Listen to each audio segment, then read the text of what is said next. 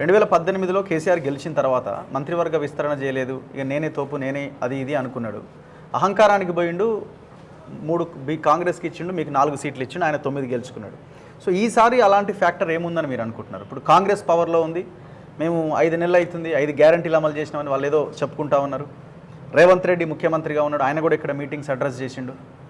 So ఇవన్నీ equations నేపథ్యంలో KCR government పోయింది అని ఊపిరి పీల్చుకుంటున్న ఈ పరిస్థితుల్లో ఆ కాంగ్రెస్కి ఓటు వేసే అవకాశాలు ఇప్పుడు లేవని మీరు అనుకుంటున్నారు. ఎందుకు అనుకుంటున్నారు? ఇప్పుడు ఒకటి అసెంబ్లీ ఎన్నికలు వేరు, పార్లమెంట్ ఎన్నికలు వేరు. ఓకే, ప్రజల ఆలోచన మీద మారింది. సింపుల్గా ఎవరైనా కలిసి పడితే ఇవి మోడీ ఎన్నికలు అంటున్నారు. ప్లస్ కాంగ్రెస్ పార్టీ అంటున్నారు. కాంగ్రెస్ పార్టీని నమ్మి ప్రజలు ఓటేసారు. వాస్తవానికి ప్రజలు మాకు ఓటేయాలి. ఎందుకంటే కష్టపడి ఉద్యమాలు చేసింది మేము. ఇవాళ ప్రజలు ఓట్లేసింది కాంగ్రెస్ పార్టీకి ఓటేసారు. అది బీఆర్ఎస్ పార్టీ మీద వ్యతిరేకతతో కాంగ్రెస్ పార్టీకి ఓటేసారు. సరే, అనేక సమీకరణాలు, అనేక కారణాలు, అది వేరే విషయం. కాంగ్రెస్ పార్టీ ఎన్నికల్లోకి గెలిచింది. ఇప్పుడు కాంగ్రెస్ పార్టీకి ఎందుకు ఓటేసారు? బీఆర్ఎస్ పార్టీ అంతకుముందు ఇచ్చిన హామీలు నెరవేర్చలేదు, పూర్తిగా విస్మరించింది. కాబట్టి ఇవాళ బీఆర్ఎస్ పార్టీని కాదని కాంగ్రెస్ పార్టీకి ఓటేసారు. చిన్న ఇప్పుడు బీఆర్ఎస్ పార్టీ ఆరోగ్యశ్రీ సంబంధించి ఇలా బకాయిలు ఇవ్వలేదు. కనీసం పేద రోగులు అందరూ ఇబ్బంది పడుతున్నారు, హాస్పిటల్ ట్రీట్మెంట్ ఇస్తారు, హాస్పిటల్ కూడా అప్పులప్పాలైనాయి. ఇలా ఫీజు రియంబర్స్మెంట్ ఇవ్వలేదు. ఇప్పుడు ఎగ్జామ్స్ అయిపోయినాయి, హాల్ టికెట్లు ఇవ్వలేదు. ఎగ్జామ్స్ ఉన్నాయని హాల్ టికెట్లు ఇచ్చిన వాళ్ళు కూడా ఎగ్జామ్స్ అయిపోయినాక సర్టిఫికేట్ కోసం పోతే సర్టిఫికేట్లు ఇవ్వరు. పాఠశాలలు కూడా యజమాని కూడా మొత్తం వాళ్ళ బతుకులు బర్బాద్ అయిపోయినాయి. ₹1,00,000 రుణమాఫీ చేస్తున్నారు, దానికి కేసీఆర్ ఇవ్వలేదు. ఇట్లా అనేక డబుల్ బెడ్రూమ్ పైసలు ఇవ్వలేదు. ఇట్లా అనేక అంశాలు వాళ్ళ పతనానికి కారకులైన. ప్లస్ కేసీఆర్ కుటుంబ పాలన, అరాచకము, ఇవన్నీ చూసిన అవినీతి, ఇవన్నీ చూసారు. కాంగ్రెస్ పార్టీకి ఇచ్చారు. కాంగ్రెస్ పార్టీ ఏం చేసింది? ఎన్నికల ముందు మేము 6 గ్యారెంటీలు అన్నారు. ఇప్పుడు మీరు అన్నట్టు 5 గ్యారెంటీలు అమలు చేస్తామంటున్నారు. 5 గ్యారెంటీలు అమలు చేస్తామంటున్నారు.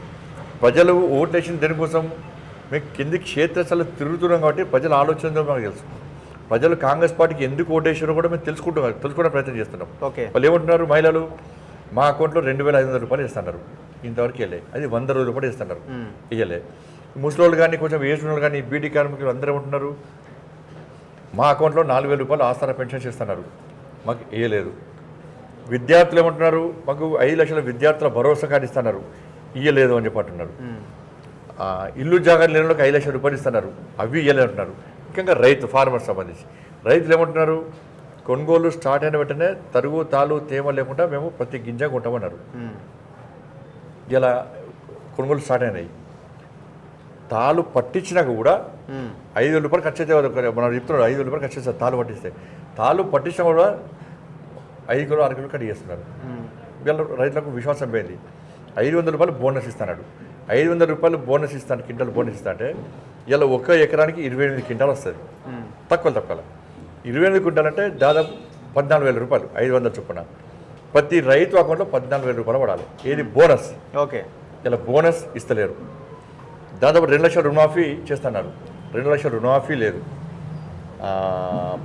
కౌలు రైతులకు ₹15,000 రైతు భరోసా ఇస్తున్నారు, అది లేదు. రైతు కూలీలకు ₹12,000 ఇస్తున్నారు, అది లేదు. పంటల బీమా పథకాన్ని అమలు చేస్తామన్నారు, అది లేదు.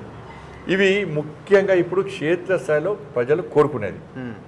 కాబట్టి ఈ 100 రోజుల పాటు అమలు చేస్తామని చెప్పింది ఎవరు? ప్రజలు 100 లోపల అమలు చేయండి అని చెప్పాలి, వీళ్ళే 100 రోజులు అమలు చేస్తున్నారు. ఇప్పుడు రుణమాఫీ దేవుడి మీద ఒట్టు, లక్ష్మీ నరసింహస్వామి మీద ఒట్టేసి చెప్తున్నాం. హరీష్ రావు వేసిన సవాల్ కూడా ఆయన దాన్ని స్వీకరించి మీరు పార్టీని రద్దు చేస్తారా, ఆగస్టు 15 లోపు నేను వేసి తీరుతా, ఏదేమైనా కేసీఆర్ ఫామ్ హౌస్ రోజు వచ్చినా ఇంకేమైనా కూడా నేను వేయడం మాత్రం ఖచ్చితంగా అని చెప్తున్నారు కదా. బోనస్ ఇస్తామని అంటున్నారు. ఇప్పుడు ఇది నమ్మడానికి అవకాశం లేదేమో కాదు. ఇప్పుడు ఒకటి బోనస్ ప్లస్ ఈ తరుగు తాలు తేమ లేకుండా కొనుగోలు చేస్తే దీనికి ఖర్చు ఎంతంటే ఒక బోనస్కు ₹5,000 కోట్ల అవుతాయి. ఈ తరుగు తాలు తేమ లేకుండా ఇప్పుడు పంటను ఉంటే దాదాపు ₹700 కోట్ల వస్తుంది ప్రభుత్వం. ఓకే, ₹5,700. మీకు ఉన్న ఇబ్బంది ఏంటి అంటే ₹5,700 కోట్ల మీ దగ్గర లేవు కాబట్టి ఇప్పుడు మీరు ఇచ్చిన హామీని నిలబెట్టుకోకపోతున్నారు. Elections code ఎప్పుడైపోతుంది? ఇప్పుడు కౌంటింగ్ ఎప్పుడు? జూన్ 4వ తారీఖు కౌంటింగ్ అయిపోతుంది. జూన్ 15 పెట్టచ్చు కదా. ఆగస్టు 15 దాకా ఏం అంటే అంత దూరం వేచి చూడడం ఎందుకు? ఇవాళ వాళ్ళు వచ్చిన 2 లక్షల రుణమాఫీ చేయాలంటే 30,000 కోట్ల రూపాయలు అవసరం. 5,700 కోట్ల రూపాయలే మీ దగ్గర లేనప్పుడు ఈ 30,000 కోట్ల రూపాయలు ఎక్కడి తీసుకొస్తారు? ప్లస్ ఆగస్ట్ 15th ఏంది దేవుడు అంటున్నారు. మేము దేవుని గురించి మాట్లాడుతున్నామో బండి సంజయ్ ఊకే ఈ దేవుడు అంటాడు ఆ దేవుడు అంటారు. మరి ఇప్పుడు కాంగ్రెస్ పార్టీ వాళ్ళు దేవుని గురించి మాట్లాడితే తప్పు కాదు. మీరు ఎలక్షన్ ముందు ఏమన్నారు? మా మేనిఫెస్టో బైబుల్ లాంటిది, మా మేనిఫెస్టో ఖురాన్ లాంటిది, మా మేనిఫెస్టో భగవద్గీత లాంటిది. ఆ భగవద్గీతలో దేవుడు ఉన్నాడు. మరి అప్పుడు ఇదే ప్రమాణం చేసింది కదా. మరి ఏమైంది ప్రమాణం? అది అప్పుడు ఇదే ప్రమాణం చేసినారు. కాబట్టి ఇప్పుడు మళ్ళీ వాళ్ళ ప్లాన్ ఏంటంటే పార్లమెంట్ ఎన్నికల్లో ఓట్లు వేయించుకోవాలి. దాంతోపాటు ఈ జూన్ తర్వాత జూన్ జూలైలో స్థానిక సంస్థల ఎన్నికలు పెట్టాలి.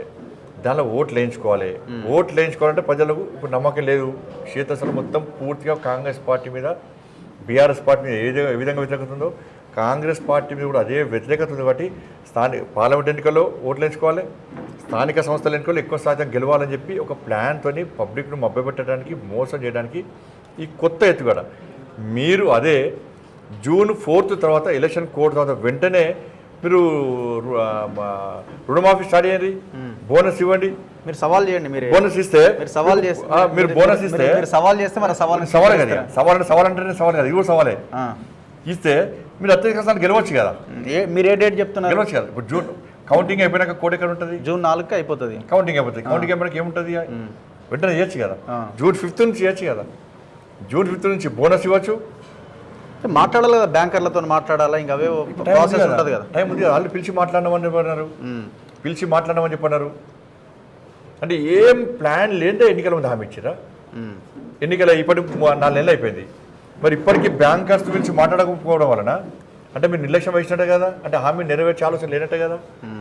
ఇంపార్టెంట్ ఇష్యూ కదా. ఇప్పుడు 2 లక్షల రుణమాఫీ కోసం ఓట్లేసారు నీకు.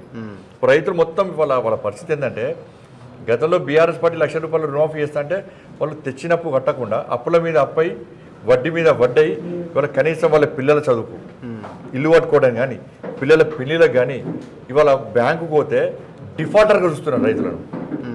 డిఫాల్టర్గా చూస్తున్నారు. బీఆర్ఎస్ పార్టీ డిఫాల్టర్ చేసిన రైతులను. కాంగ్రెస్ పార్టీ ఇంకా ఏమో చేస్తాని కాంగ్రెస్ పార్టీ రైతులు ఓట్లేస్తే డిఫాల్టర్ ఇంకా ఘోరమైన పరిస్థితి వాళ్ళు. కరీంనగర్కి బండి సంజయ్ ఏం చేసిండు అంటే ఏమన్నా ప్రజలకు చెప్పగలుగుతున్నారా 5 సంవత్సరాల నుంచి?